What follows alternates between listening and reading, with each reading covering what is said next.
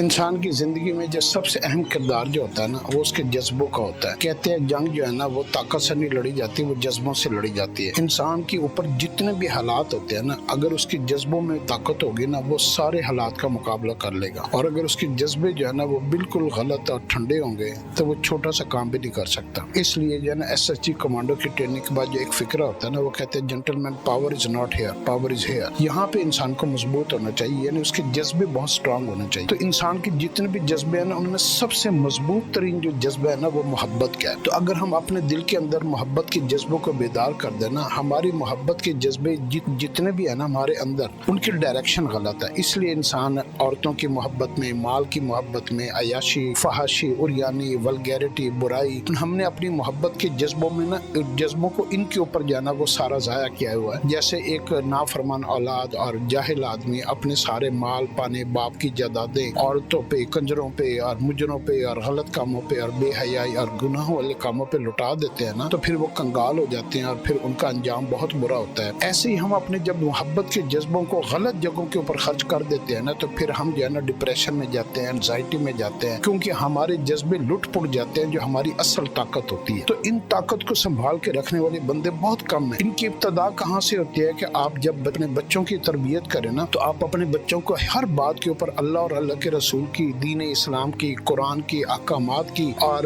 ان نیک لوگوں کی، اپنے ماں باپ کی، آباء و اجداد کی اچھی چیزوں کی محبت کو ڈالنا شروع کریں. ہر نعمت کے ملنے کے اوپر، ہر بات کے اوپر کہیں نہ کہیں ڈائریکٹ انڈائریکٹ، شعوری اور غیر شعوری طور کے اوپر بچوں کے یہ بات سمجھائیں کہ بیٹا یہ محبت بڑی ضروری ہے، یہ ہم سب آپ سے محبت کرتے ہیں اور اللہ کی محبت ہے کہ اللہ ہمیں یہ ساری نعمتیں دیتے ہیں. اللہ کے رسول کی محبت ہے کہ انہوں نے ہمارے لیے یہ کیا. اللہ سب سے زیادہ بچوں سے محبت کرتے ہیں.